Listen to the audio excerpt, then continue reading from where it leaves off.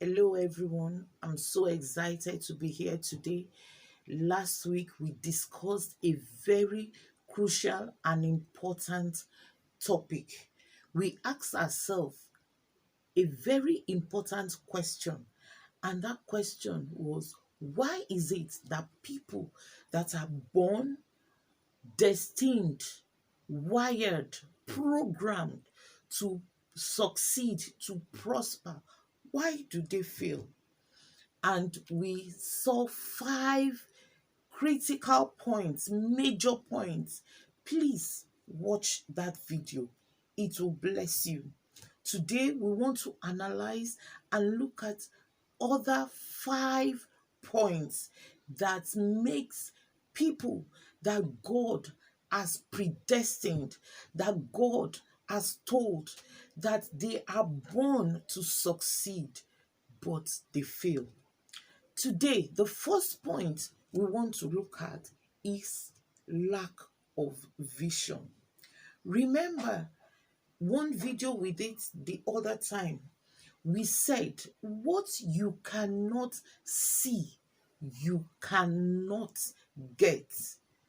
Vision is seeing yourself in that future that has been prepared for you, that future that has been designed for you, that future of success, that future of hope, of greater things, of better tomorrow. If you cannot see yourself in that future, I am sorry, there is no way you can get there, and there is no way you can succeed. You need to have a vision. See that vision. A lot of people walk without vision, without knowing, without looking forward for what will happen to them in the nearest future. Please have a vision about your future. See that bright future and work towards it. God's plan for you is to have a bright future. Please align yourself in that plan, and beyond the skies will be your limit. The second point we want to look at is the people you have in your corner. We've also talked about that. Please, I encourage you to watch all the past videos that I've made. It will explain in details to you. A lot of us, we allow our friends to have a very great say in our lives.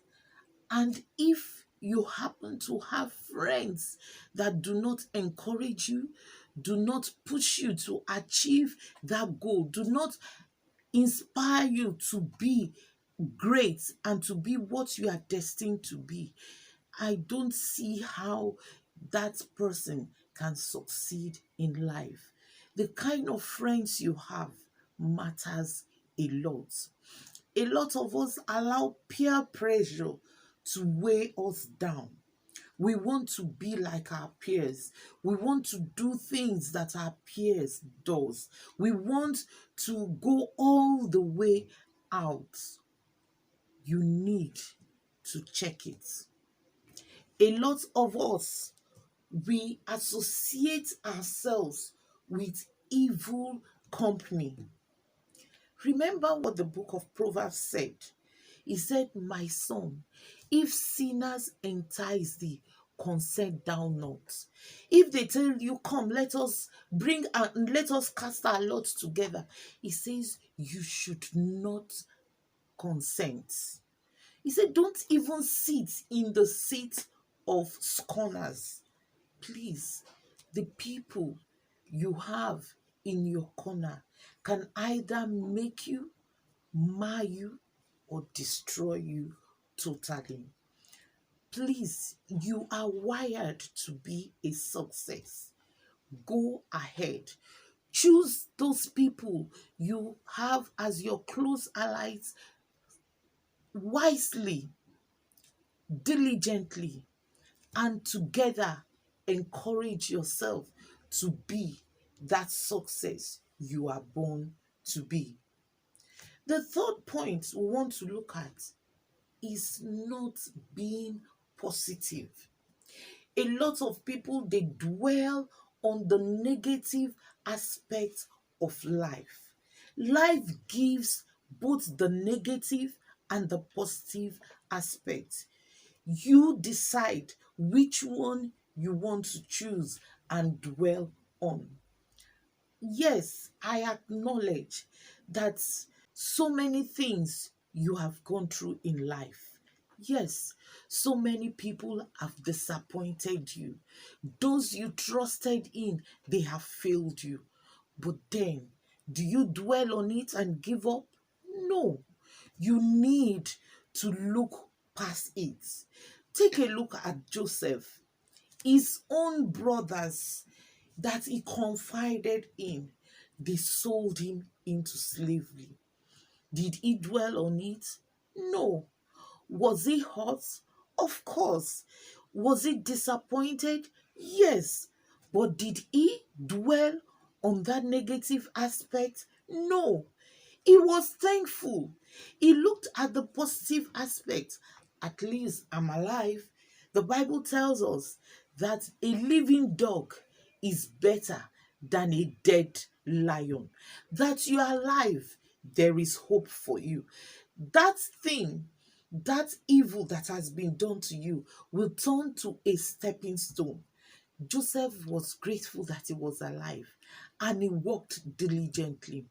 And even his master acknowledged the fact that God was with him and he made a slave to be in charge of all his household. Even when the master's wife lied against him, yes, he was disappointed, he was disheartened, but he did not dwell there. He continued, and the head of the prison recognized this fact. And it was because he was diligent. He still saw that vision of what God showed him. God added another gift unto him, the interpretation of dreams. And it was that gift that led him to achieving, to getting that vision he received. He became a success and a governor in a strange land. What has life thrown at you? What has people you that you depended on, that you trust, how have they betrayed you? Do not dwell on it. Yes, it is painful, but move on. Get over it. Face that vision of yours. Face that future. Leave all the friends that will make you to lose focus. Leave them and move ahead. Face your future squarely and bring that predestined future of yours to pass. Let us look at the fourth one. The fourth one is indiscipline. There are so many indiscipline going on all around us. But for one that is born and wired to succeed, you need to be disciplined. You need to be disciplined in waking up early every morning. You need to be disciplined in praying every day. You need to be disciplined in studying that word that will make you to be able to stand against every wiles of the enemy, canceling every of their negative pronouncements against you, and standing to bring that predestined future God has for you to pass. You need to be disciplined. Look at Esau. Because Esau could not control his appetite, he lost out. A lot of people said Jacob stole the blessings from Esau.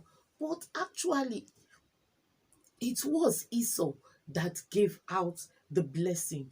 He sold his birthright for a plate of porridge, you need to control your appetite. Look at Reuben. Because of evil desires, Reuben slept with his father's concubine. Look at Amnon. Amnon slept with his sister Tamar. He could not control his, his urge. He could not put himself under self-control. And what happened to Amnon? He died. He did not fulfill that destiny. What happened to Reuben? He was cursed. He did not inherit the blessing of the firstborn. In having pleasure, you need to be disciplined. You need to be disciplined. Remember, your body is the temple of the Holy Spirit. You need to discipline yourself. Remove greed. Remove gluttony. Remove every excesses. Remember, the Bible tells us that everything is lawful to us, but not all things are expedient. For a successful person, for one that is born and wired to be successful, you need to be disciplined in everything you do. Is yours that you cannot control your tongue? You need to bridle that tongue. You need to be disciplined. Discipline in every aspect and area of your life. And once you can discipline yourself, there is nothing you cannot control or bring under your control. Let's look at the final point for today. Why is it that people that are programmed to prosper, to succeed, why do they fail? This last point, the answer is you. You can decide to succeed. You can also decide to fail. If God says you will prosper and you tell God, no, I don't want to prosper, God has no choice. Remember what God said? He said, my spirit will no longer strive with man. He will not argue with you. You have a choice. The choice is yours. Joshua told the people, I set before you life and death, but I advise, choose life that you would live. The choice is yours. Today, I plead with you. I advise you, choose life. Choose Jesus. Choose to follow the plan, the destiny God has for you. What is God's plan for you? To give you a future, to give you a bright future, to give you a successful future. Your place is at the top. Your place is not down. Your place is not failure. Your place is not to be trodden down. Your place is to succeed, to do exploits, to fly high. Your place is at the top. Choose wisely. Choose God. And we both will meet at the top and remain there. Remember, always, in all you do, to aspire. See you next time.